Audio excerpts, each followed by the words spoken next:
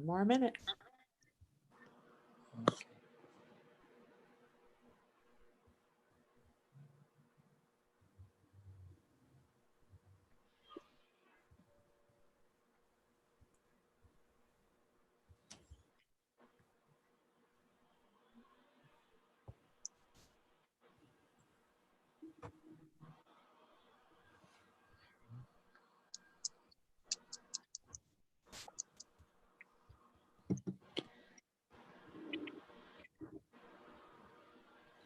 Oh, we can start now.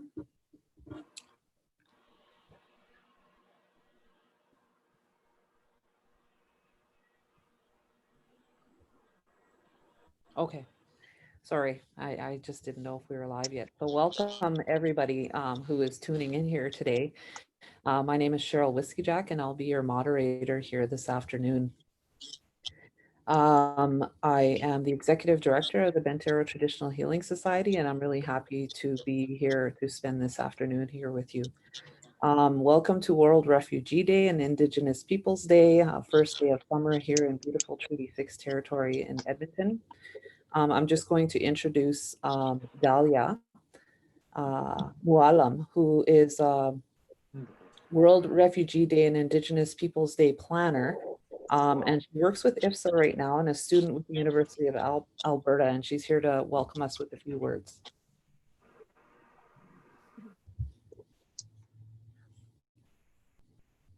Sorry, it's just still playing back what Cheryl was saying. Hello, everyone. I would like to begin to take the time to acknowledge that we're on traditional lands referred to as Treaty 6 territory, and that the City of Edmonton and all of the people here are beneficiaries of this peace and friendship treaty. Treaty 6 encompasses the traditional territories of the Cree, Saulteaux, Blackfoot, Dene, Nakota Sioux, and Métis people. We acknowledge the many First Nations, Métis, and Inuit people who have called this land home since time immemorial. Thank you, Dahlia. I just want to share before we have our elder give us blessings here for the rest of the afternoon, a couple of little short stories. And one is I often refer to myself as a settler here as well, here in Edmonton, because originally from Ontario and came out here, as many people do in Edmonton, come here for all the opportunities that it has to offer. Um, and when we came here, the story I always tell about coming here is that our family was greeted so warmly by this city. And the settlement that we eventually achieved after coming here was very seamless and welcoming. And I think it's one of the reasons why we stayed. As we know, Edmonton goes through its cycles of boom and bust. And no matter what happens here in Edmonton, our family really loves this city and will be here going forward because of the way we were welcomed into this beautiful territory. We came here with nothing, and the city just came together to make things possible. And I always tell the story about how no window we went to was the wrong window, or no door we went to was the wrong door, and everywhere we went, we got welcomed. And so this is what I would like to see for people who come here. Then the other story I'm going to tell is about a teaching we have in our communities. In Cree, the word is amanteo, and it's about how you treat your guests when they are in your space and how important it is to do that in a good way.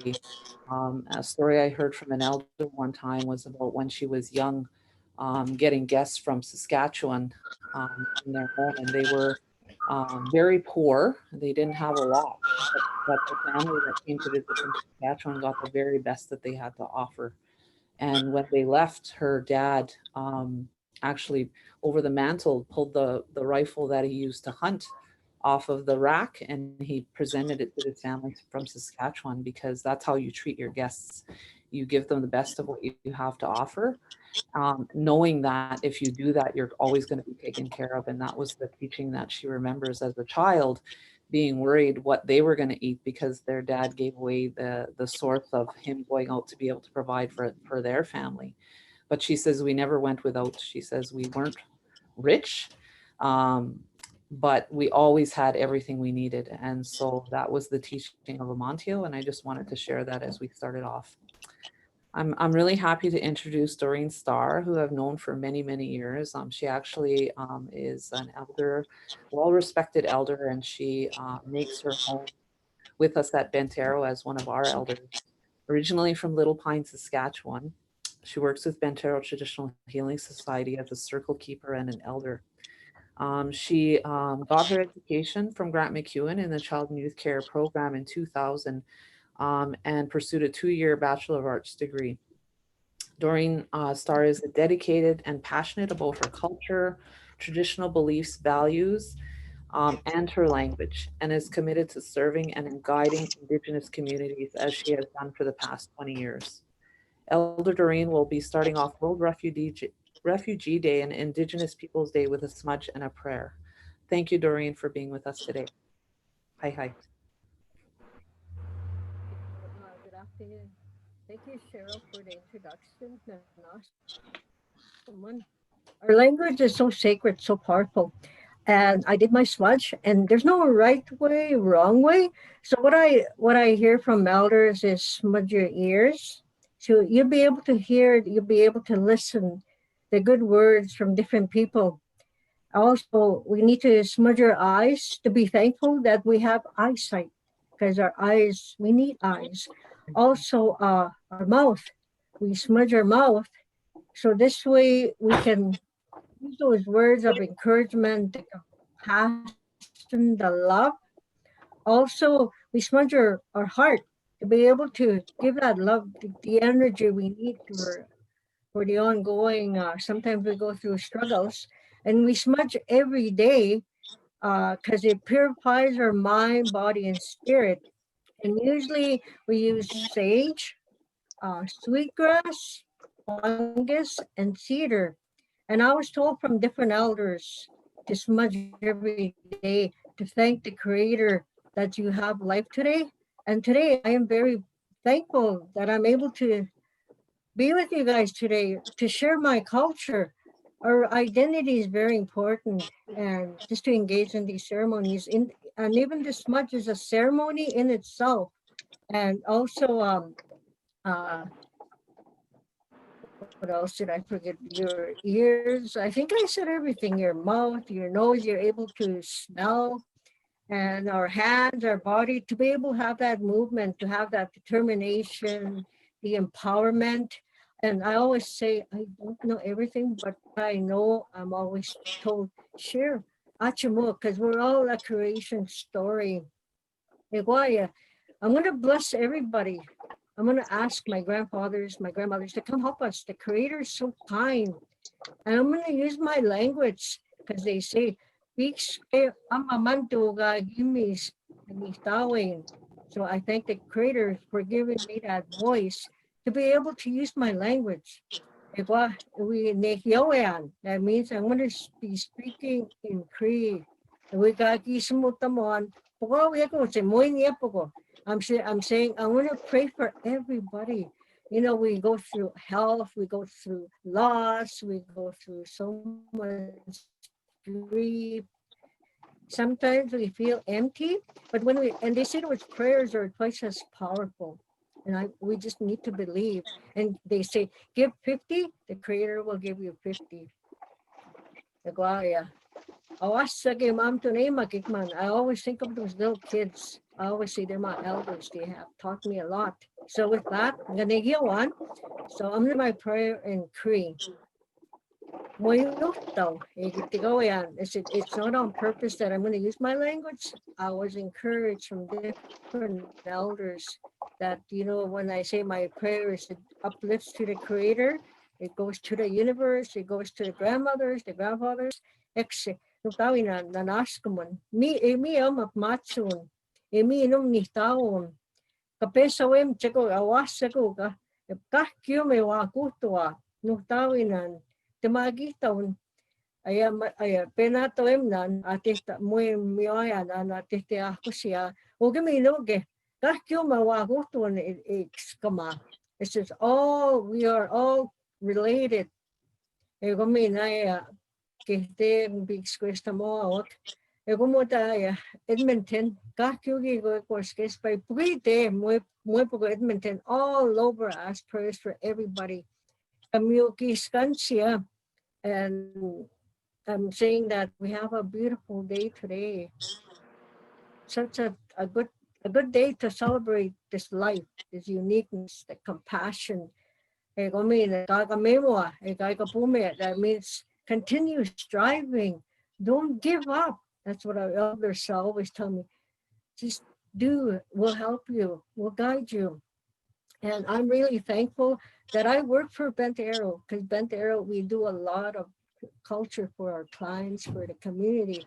And I want to thank Cheryl for inviting me to be a part of this circle today. It means a lot to me from my heart. You got all of you guys.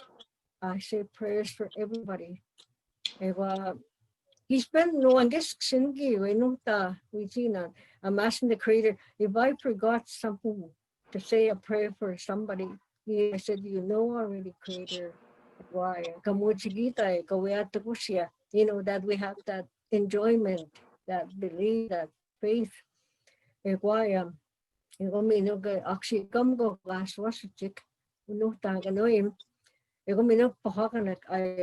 ask for the people that are in the hospital, the people that are incarcerated, and all the people that are sick, and even this pandemic, which I'm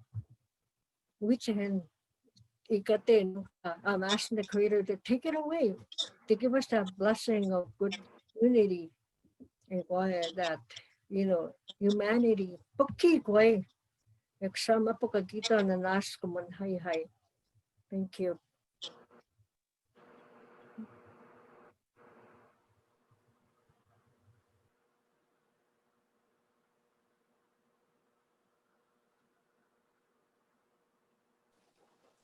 That's what happens. I always forget to thank you very much, Elder Doreen. Thank you for blessing us today as we go forward. Next, I want to introduce Suzanne Gray, who is a community relations advisor at the Edmonton. She has been with EMCN for about 19 years now. Suzanne has been on the organizing committee for World Refugee Day for many, many years. Go ahead, Suzanne. Welcome. Thank you. What a wonderful way to start our day together. Thank you, Elder Doreen. So with the celebration of World Refugee Day and Indigenous Peoples Day, we aim to celebrate the resilience of our Indigenous and refugee communities, as well as stand in solidarity, especially in light of the challenges that Black Lives Matter is highlighting for all of us. This event and the platform that is to follow, stay tuned, aims to amplify and center the voices of refugees and Indigenous peoples in the hopes of nurturing connectedness between different communities here in Edmonton, which is in Cree Amisquachi Waskaikan, as well as taking the opportunity to learn together and create a space of welcome together. The organizers of this event, IFSA, Bent Arrow, Traditional Healing Society, Edmonton Mennonite Center for Newcomers, Catholic Social Services, and the City of Edmonton have partnered to focus World Refugee Day and Indigenous Peoples Day around celebrating the resilience and common ground of these communities, as well as explore the meaning of welcome. So I'm going to give a little context to World Refugee Day. The UNHCR invited the world to commemorate the plight of refugees through World Refugee Day, beginning in 2000. The designated day was June 20. The UNHCR hashtag this year is Step with Refugees. Around the world, in refugee camps and in communities like ours, we remember the experiences of conflict that cause people to flee for safety. We remember the countries that receive refugees and work with the UN to create refugee camps. And we remember countries like Canada, who welcome refugees as part of our commitment to step with refugees in their journey towards safety. The UNHCR has played a critical role in the lives of many refugees. The UN provides refugee camps with shelter, food, and schools for the children. One refugee story I heard recently is from someone who's now my colleague at EMCN. She became a refugee child at the age of 3, but was able to attend UN-run schools with a strong enough education to get accepted into university programs. This person came to Canada after moving several times on the African continent, only to face threats to safety yet again. She found safety in Canada and is now a social worker, sharing her wisdom and strength with other newcomers to help maintain their resilience in Canada. She credits the UNHCR for the educational opportunities she has had in her life. A group that's not part of the UNHCR, but that has lived the refugee experience for 70 plus years, are the Palestinian refugees, many of whom are still living in refugee camps in the West Bank and Gaza and in surrounding countries. Palestinian refugees are supported by UNRWA, a refugee resettlement program of the UN that predates the UNHCR. The number of Palestinians registered as homeless and stateless refugees is 2 million. It's important to get our heads around the scope of the refugee situation. I'd like to share a few numbers from the UNHCR website. There are more than 70 million people in our world fleeing from fear today. That's almost twice as many as our population in Canada, each with their own story to tell. 41 million of these are internally displaced. 29 million are refugees or asylum seekers. 80% of the refugees are hosted by surrounding countries in temporary situations. The 3 biggest conflicts in our world that are causing refugee situations are Syria, Afghanistan, and South Sudan. And the countries that offer the most spots in their hosting are Germany, Sudan, Uganda, Pakistan, and Turkey. And finally, in 2019, Canada committed to resettling close to 30,000 refugees from abroad through our various programs. Canada also welcomed 55,000 refugee claimants who make their claim for asylum and safety in Canada. Canada continues to work closely with the UNHCR to do our part to welcome refugees. One group that Canada has extended a focused welcome to in the past few years are refugees fleeing persecution and threat because of their identity as LGBTQ. LGBTQ refugees come with much trauma as they leave stressful and threatening situations and try to resettle in Canada. A subgroup that faces not only trauma but racism and discrimination is the Black and queer trans people of color. Here in Edmonton, Black, LGBTQ, and trans people have experienced increased threats of violence. In the news in the last few days has been the story of Sarah Higazi, a story that has rocked the LGBTQ refugee community. An LGBTQ refugee claimant from Egypt arrested and tortured for raising a rainbow flag in Egypt. Described by her friends as a hero who wrestled and with questions of class struggle and queerness, who dreamt of a just world. She died by suicide in Toronto during Pride Month just 7 days ago on June 13th. Let's be mindful of the trauma that all refugees bring with them and the responsibility of the welcoming community to ensure that the full spectrum of needs are considered in our compassionate and comprehensive support to support the rebuilding of the resilience we all carry as humans.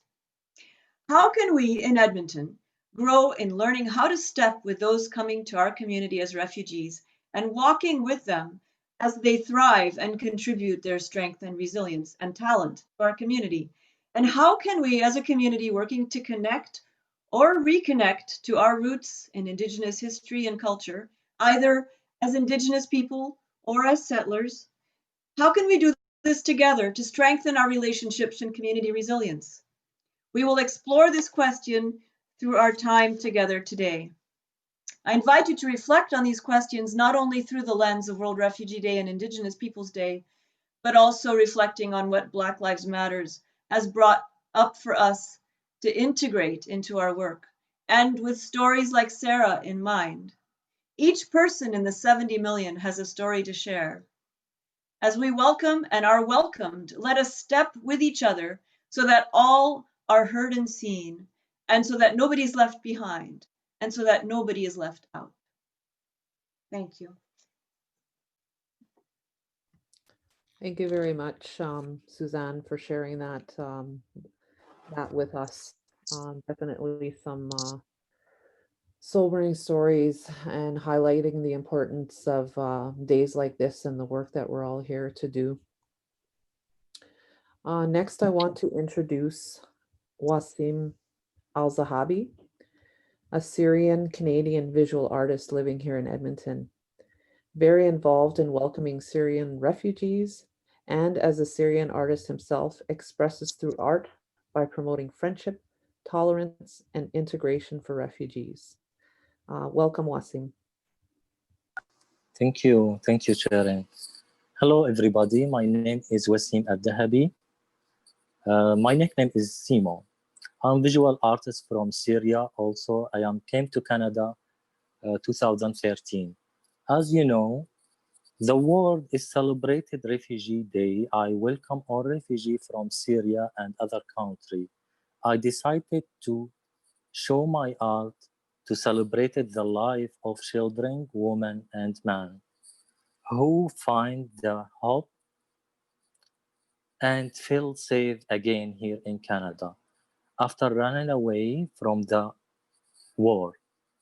I wish for more friendship, accepting, and community from refugees with my art. As a Syrian artist, I would like in the name of refugee to show my art. The name is Edmonton in preface. Also, I hope to give the sense of plans and look to new, beautiful future, embracing dreams and feeling life again. Thank you so much. So let me please show you my art.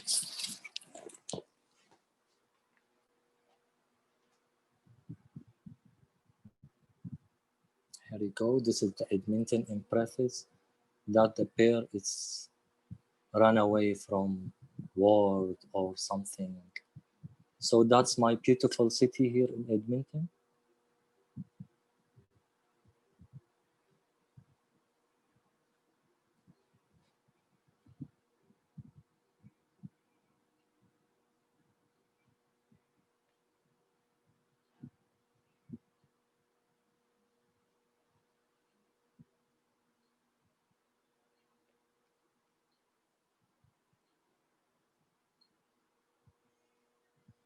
So please, if you have any question, compliment, anything.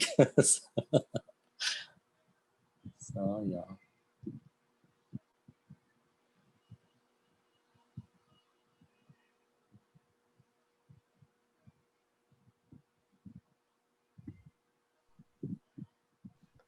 Wasim, it's just beautiful. Thank you.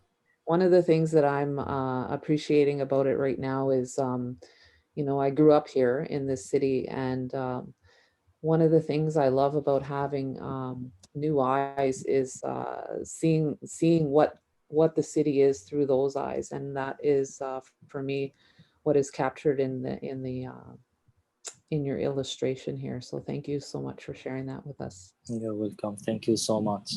You're welcome. Thank you. Okay, we're going to move on in our program. We now have another story in another in a different way. I'm happy to introduce Estherine Mwanza, who is a passionate young lady from the Congo and has just been in Canada for 9 months. She's currently upgrading her grade 12 courses at Center High campus and hopes to start her social work and international relations degree at McEwen University here very soon. She's involved through volunteering with different agencies and churches in her community. She's very goal oriented and has a clear vision of what she wants to achieve. She's here with us today to share her story. Welcome, Estherine. Hi everyone. My name is Estherine Mwanza. I'm 20 years old. I'm a Congolese by origin. I recently moved here in Canada, Edmonton, last year in September. So I just have 9 months here. I live with both my parents and my two siblings. I've been a refugee in Uganda for almost 9 years now.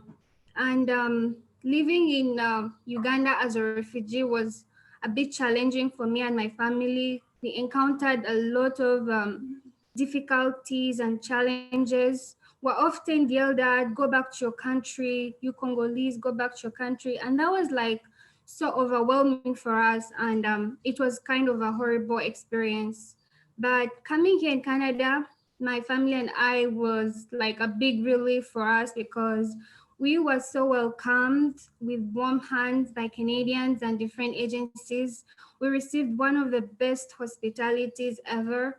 And for a newcomer in a new country, that was like the most biggest story that I could tell because for us as newcomers, the first experience means everything. So if you feel welcome the first time, you always feel at home in the new country.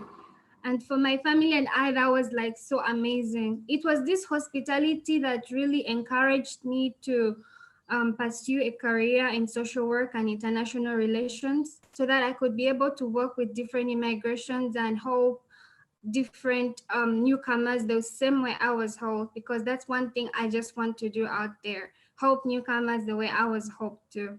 Speaking of a career, I also do some paintings, and behind in my background, that's some painting I did. It's of my country, and that's the flag. So it just represents my Black African origins, and I just pinned it next to the Canadian flag because that's my new home. So I'm just happy to be part of the Canadian.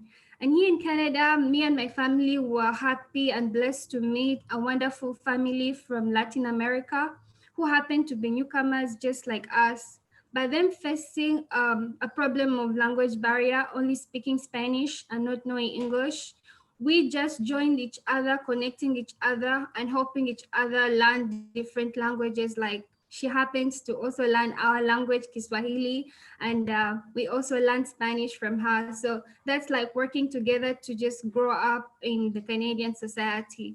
I'm so happy for this opportunity that was given to me. And I'm blessed that my family is also here with me. They just wanted to say hi. And even my neighbor, the Spanish lady, she's also here. Just don't want to say hi. Hello, Jumbo. Hello. That's my sister. That's my neighbor. Yes. And my dad is also here. Hi. Hello, hi. Yeah. Thank you so much for having me. And I wish you all a happy International Refugee Day. Thank you so much, Estherine. That was very wonderful. Just love all the really big smiles behind you, and it just brings to mind what really truly it is a blessing to be here in this country and to be able to take part in the opportunities that it offers. So thank you for sharing your story. Thank you. Now we are going to introduce, I'm going to introduce Mehran Kala, who is a Somalian Canadian community advocate, interpreter, social activist, and stand-up comedian. Wow. Currently residing in Winnipeg, Mehran has lived and worked all across Western Canada, where she has lived with her 5 children. She has had a very colorful journey becoming Canadian and enjoys regular opportunities to share her ideas, experiences on CBC radio, nationally and locally. Mehran has become a respected voice for women in the Somali Canadian community and is an outspoken advocate for the plight of refugees in Canada and around the world. Welcome, Mehran. Thank you for having me, guys. My name is Mehran Kala. I'm from Somalia. I'm gonna share with you guys that the minute we started connecting, it's raining here in Winnipeg. And that's like a blessing, right? So I was excited, I closed everywhere. And I'm happy because that itself is a blessing that we're all connected, eh? So I came here 27 years ago as a refugee with my 2 oldest kids now, 28 and 26. So I am very old. I'm just on camel milk. Okay, guys? Well, I'm comedian. The comedian will snap here and there.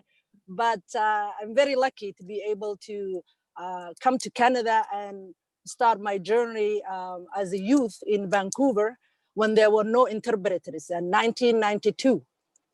So it was amazing. I did not die. You see, I'm still surviving, but it was just what kept me together was the friendly people that were willing to help us and make us feel comfortable, even though we did not only couldn't speak English, but we looked different, dressed different, acted different. Believe it or not, it's different gestures where I'm come from. If I'm happy, you're gonna think I'm crazy here in Canada. So I had to learn to tone it down, and I wear very colorful clothes. I learned also to tone my colors down because what's going on here, right? So I'm very lucky to move around and become a certified interpreter for this reason that there were no interpreters when I came. And I was very lucky for the government to fund us and send us to Vancouver Community College to become interpreters for 2 years to learn the role of interpreter because as youth, I experienced that I didn't want people to interpret for me that were not a woman, for example. So we created a program that the government funded many people from different communities, both the male and women, understanding that the need of newcomers and refugees. I'm very lucky because I survived 27 years for the treatment we got, and to become interpreter and become a voice for the entire community, it was amazing. I lived in Vancouver, Edmonton, and Winnipeg, where I live now.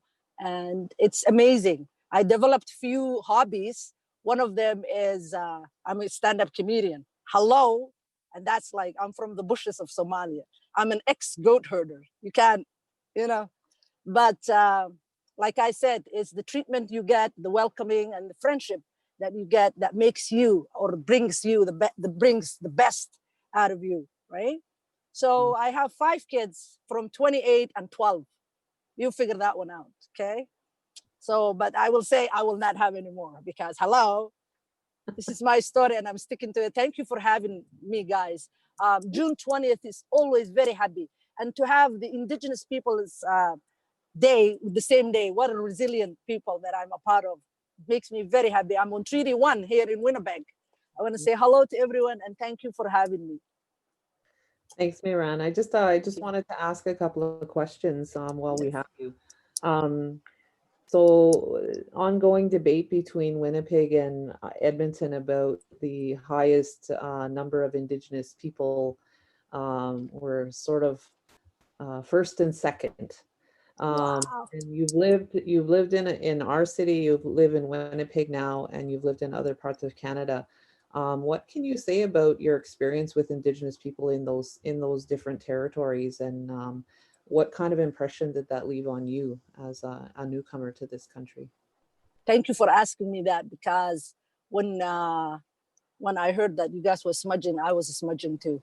We have everything in common. That makes like I can't they're my roots. It's like discovering different roots. We're the oral people. The First Nations are the oral people, like in Africa.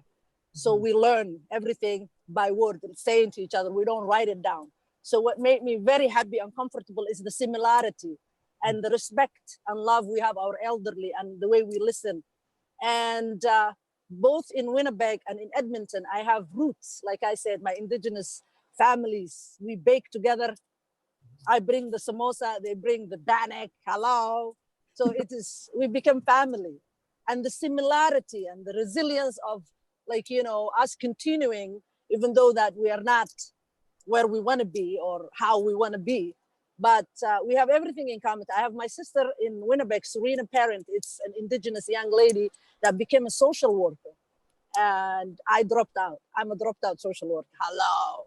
But the resilience, Serena is a social worker. In here, I have all my Indigenous. I have Nahani Fontaine here, for example, and Bernadette Smith, who makes me, do comedy in the community. So what that means to me is I am the right place with the right people. Thank you for asking me that question. Well, Okay. Yeah, thank I you. appreciate you sharing that with us. I also noticed that you turned up the color again. So you talked about turning down the color in your clothes and Yes, you're back to wearing bright. I think that's yes, a reflection of how you're feeling being here, that it is okay to be who you are. that's Uh, it. yes. Thank you so much. Because I went to, I had to graduate again because when I came here, we didn't have birth certificates, which I tell people when they come in here, make sure you have your birth certificate because Mhm. we leave the original in our schools.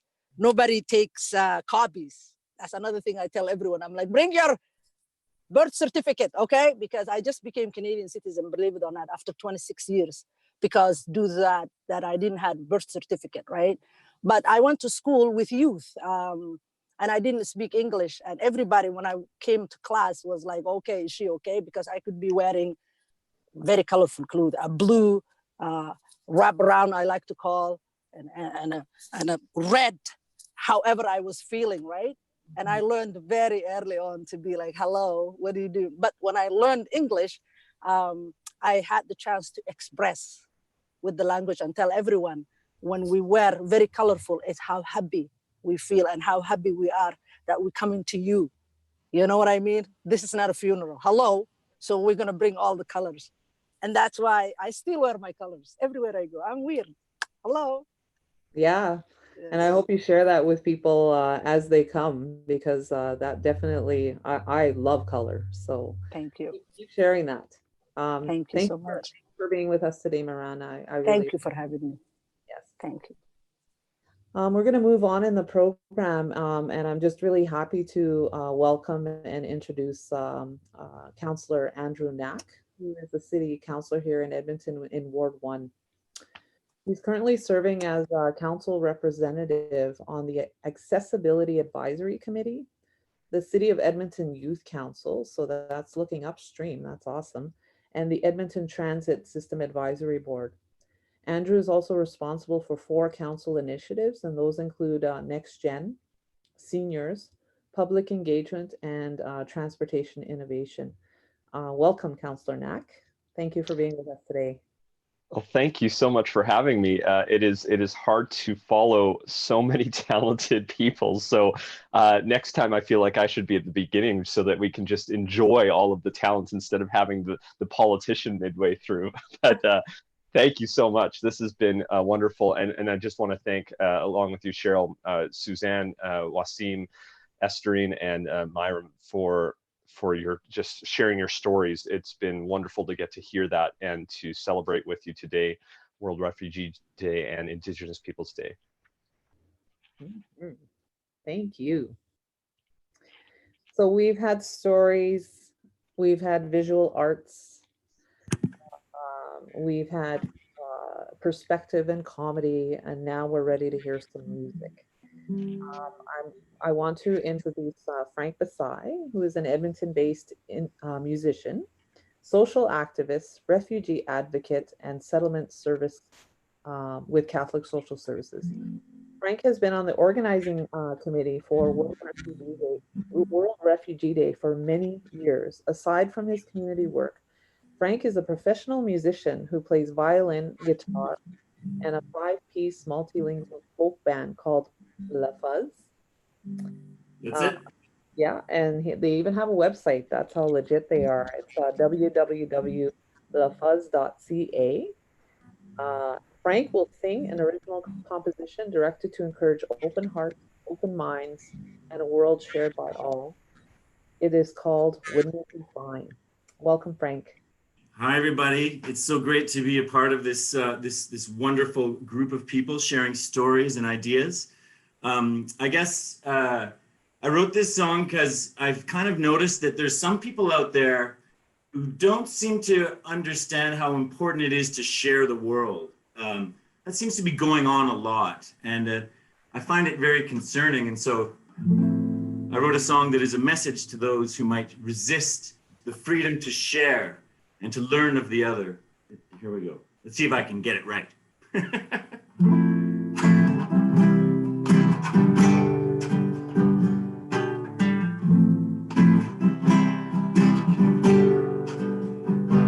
Could we never even realize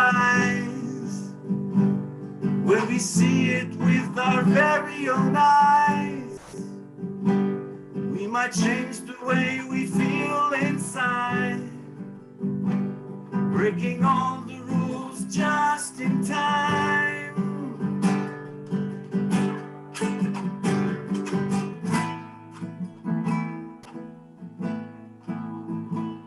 Can we take the time to try and care?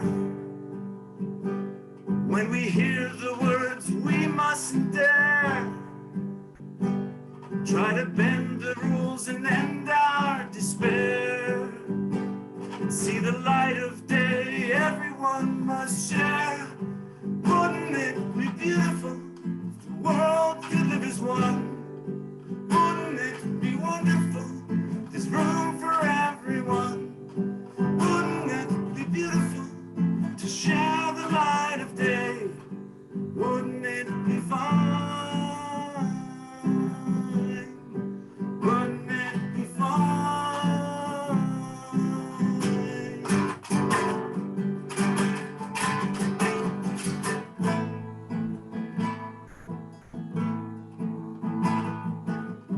How we gonna feel? How we gonna laugh and smile in our town today?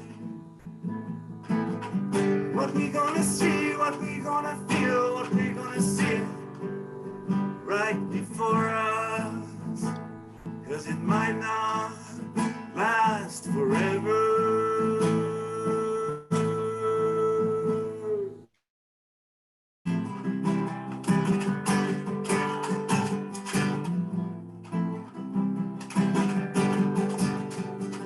Yeah, we share the dreams of all of our lives. Every day it seems we're gonna survive. What we see, we hear, and all that we feel gives us the strength inside to chase away fear. Wouldn't it be beautiful if the world could live as one? Wouldn't it be wonderful? There's room for everyone. Wouldn't it be beautiful to share the light of day? Wouldn't it be fine? Wouldn't it be fine? Wouldn't it be fine?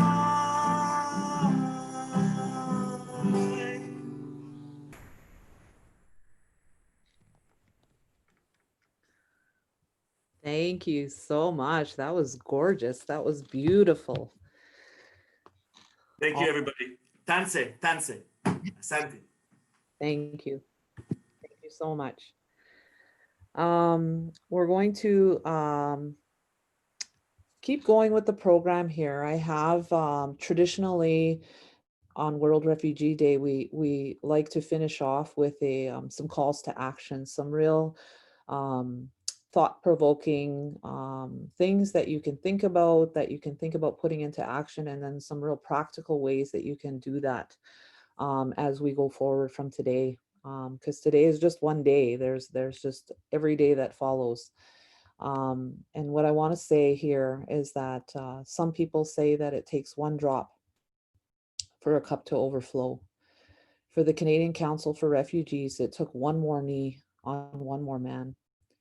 As tens of thousands are marching to protest injustice, violence, and systemic racism, we want to take this moment to take a stand, to voice our outrage and our solidarity. Today, as the CCR team, here's what we want to say. No more. No more. Canada depends on immigration for its economic and demographic health. The pandemic makes it difficult to meet the immigration targets in a traditional way by bringing in people from abroad. But there are thousands of people who are already here in Canada, who are already contributing immensely to our society, despite being denied the opportunity to participate fully due to their immigration status. We can easily meet our targets by giving them a swift pathway to permanent residence. The current crisis gives us an opportunity for radical transformation. We've seen it already in so many other facets of our society during this pandemic. We can and must continue to build a better future where all members of society are treated with justice and equity. as human beings and not according to their immigration status. Our systems of oppression were built by people. It is entirely up to us if they are permitted to stand, or if, as we recognize our profound interconnectedness, we choose to dismantle these racist and inequitable relics and start over. So standing in solidarity with refugee communities as Indigenous people and coming together to celebrate them goes beyond today. In the spirit of this, here are some other ways that you can commit to building community and solidarity onwards. Organizations and non-Indigenous owned businesses should have land acknowledgements accessible on their websites and part of email signatures. Seek out and support Indigenous and refugee owned businesses. Donate to organizations that directly support newcomers and Indigenous peoples. Educate yourself on Canadian history. You can do this by introducing yourself to your Indigenous or refugee neighbor. And a special announcement, going forward from this celebration, we will be launching a platform that centers on Indigenous and refugee voices, stories, art, and facets of community, like what you saw today, but stay online. Stay tuned to rootsofresilience.ca to learn more about how you can contribute, participate, and take it all in. I'm going to introduce now, as we come to the end, near to the end of our program, a round dance instructional video and performance. It's going to be about 6 minutes long, and I hope you enjoy it.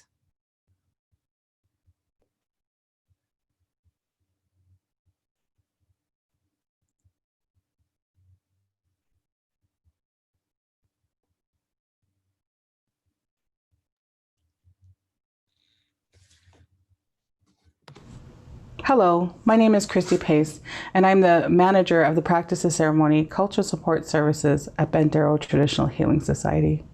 Today I'm going to tell you a little bit of what I know about a round dance. Just to keep in mind that there's many different teachings and different ways of doing things, and that you may come across somebody else who will share something different with you. What I'm going to share to you today is what the teachings that have been passed to me. So, what is a round dance? A round dance is a community celebration with a social dance and with elements of ceremony. So every round dance that we do begins with ceremony.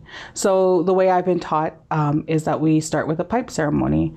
And the purpose of the pipe ceremony is to ask our elders and grandmothers and grandfathers to help guide the round dance and to go forward in a good way. And so we invite anybody who would like to join our pipe ceremony to come and be a part of that. And then after that, we begin with our round dance. Traditionally, a round dance may have been used for mourning a lost loved one. And a round dance afforded people to come together and mourn in a good way and in a proper way. Nowadays, we still use round dances for mourning a loved one, but we can also use a round dance for celebration and a time to come together as community. So some examples of that might be a graduation celebration, a wedding, an anniversary, a birthday, or just even a friendship round dance.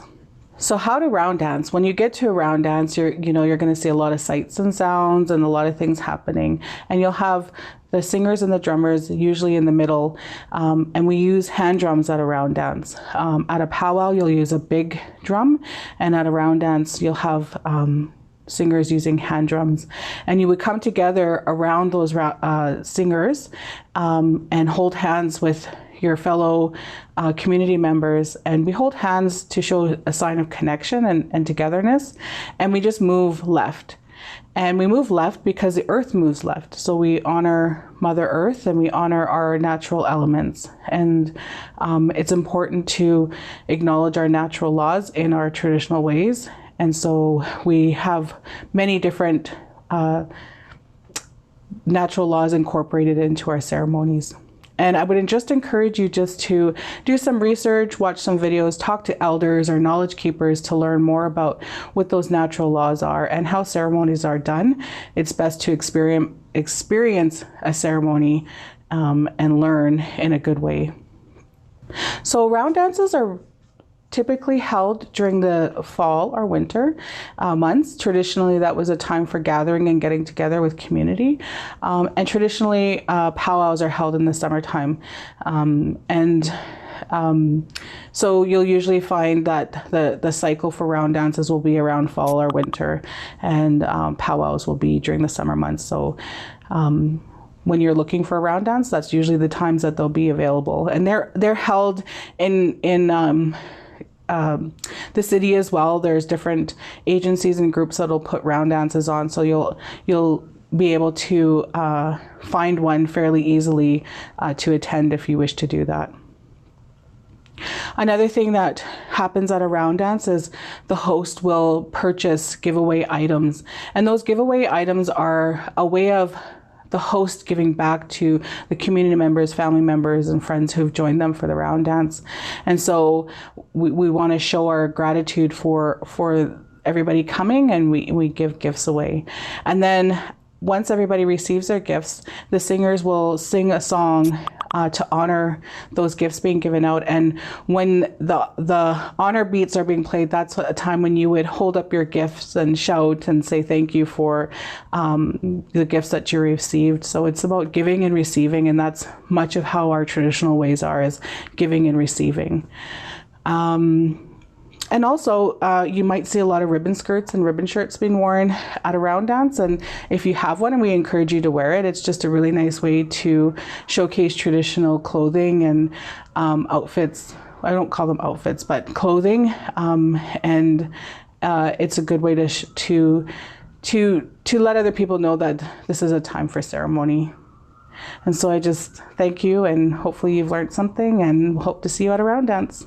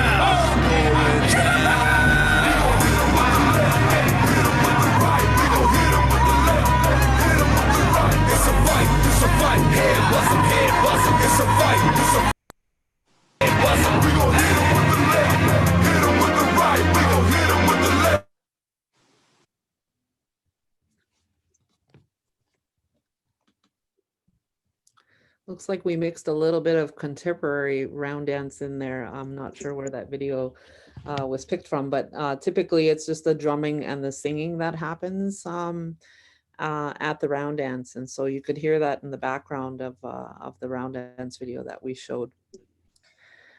So we're coming to the end of our program, and one of the reasons why we wanted to talk about the round dance is it's been my understanding that on World Refugee Day, we usually finish off with a round dance. Or a dabka, I believe, is the other celebratory dance that we like to finish off with.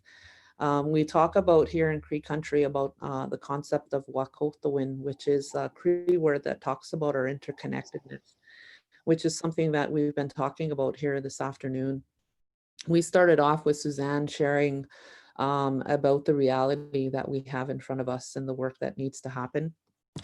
And really sobering statistics and stories and experiences that people continue to have. And as long as we hear stories like that, we have an obligation to continue to try to strive to do better and have people have that experience that we all want when people come to this country and to this territory.